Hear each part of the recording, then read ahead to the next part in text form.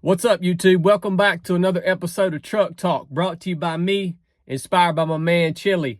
I just got off the phone with Chili, and he wanted me to do a quick truck talk for you guys about the two SEALs who have been missing since Thursday night, I think it was. They went missing while conducting VBSS operations off the coast of Somalia. I just want to give you guys a little context on what that looks like and what might have possibly happened, because many of you probably don't understand what VBSS is, and I'm not going to go into the tactics on how we assault ships and all that good stuff, because I'm not putting that out for bad people to watch on YouTube here. So we're not going to go into the details of the tactics. I'm just going to help you understand it. First of all, for me personally, the most difficult thing about being a SEAL was the fact that you had to be able to operate in water, in a maritime environment, in the ocean, right? The ocean is the great equalizer. I don't care how tough you are. The ocean will make a baby out of you. It is unforgiving, and it is, I would say, probably the most powerful force in the most inhospitable environment on Earth. And it's the one thing that separates SEALs from all other special operations units, is the fact that we specialize in operating in a maritime environment. Anytime you're doing operations in the ocean, the risk is 10x. The risk just goes through the freaking roof, man. Again, it's unforgiving. Now, in this particular operation, VBSS, that's open source stuff. Visit board, search and seizure, I think it stands for. It's basically where you're interdicting a ship, all right? So you're going on to a ship in order to take the ship down, stop it from going where it's going with the cargo that it has. These guys were climbing up a ladder, or this SEAL was climbing up a ladder, going up the side of a ship. I've done this many, many times. And the ladder that you're climbing on is a little small wire caving ladder. It's really, really hard to hold on to that thing. It's difficult to climb in any scenario. And what happens is, especially in high seas, in big surf, which there's big surf off the coast of Somalia, what happens is, as you're going up this ladder, man, if you take a big wave, a big freaking rogue wave, or something hits the side of this vessel, as you're climbing up this caving ladder up the side of this vessel, the force of that wave can do a lot of things. It can smash you up against the side of the ship as you're going up. It can knock you unconscious.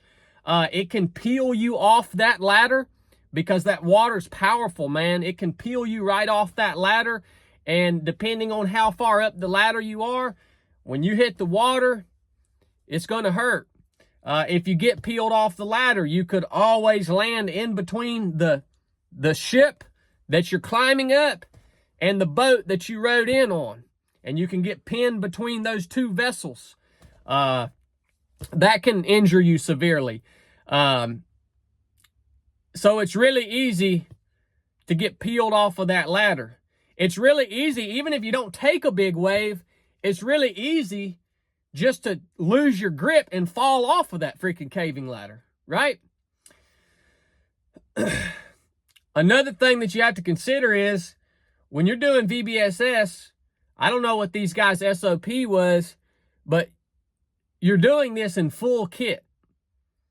So you're going up to take this ship down, and as you're climbing up this ladder, you've got body armor, you've got all your magazines, you have your weapon, your secondary weapon, you have your helmet, you have nods on, You've got some sort of footwear on, not fins, obviously, some sort. So in other words, you're weighted down.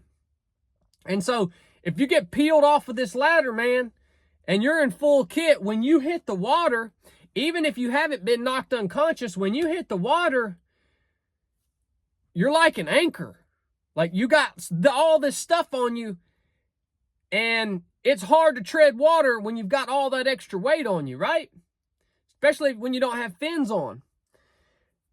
Now, most of the time, depending on what guys' SOPs are, you have some sort of flotation device on you that you can pop. But that doesn't always happen in time, and you have to be conscious to be able to activate your flotation devices. So you got all this weight on you, man. You hit the water, and especially in high surf, it can get pretty chaotic pretty quick. What is really humbling to think about, though, is this guy who got peeled off this ladder for whatever reason, when he hit the water, his buddy jumped in after him, man. I want y'all to think about that. His swim buddy jumped in after him. Talk about selflessness, man. What an example of selflessness. I don't know, it's just really humbling to think about that. If this guy sees his teammate get peeled off this ladder, and without even thinking, he jumps in. He jumps in the water after him to help him out, to try to rescue him. And that's why 2 men have been lost. We don't know what, they haven't found any bodies or anything yet, but they haven't found them yet. I don't write nobody off, man, until it's all said and done. And the last thing I'll say on this is they were doing all this stuff, this really complex VBSS operation in the ocean, in high surf conditions, and they were doing it at night. So this is probably one of the most high-risk missions that you can possibly engage in special operations. Is a shipboard search and seizure in high seas at night. A lot of y'all don't freaking understand, man. That job is insane. That job, you have to be a little bit crazy to do that job.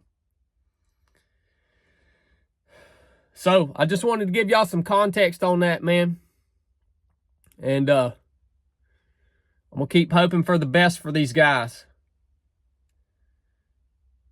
And I'm going to say a prayer for their families, too.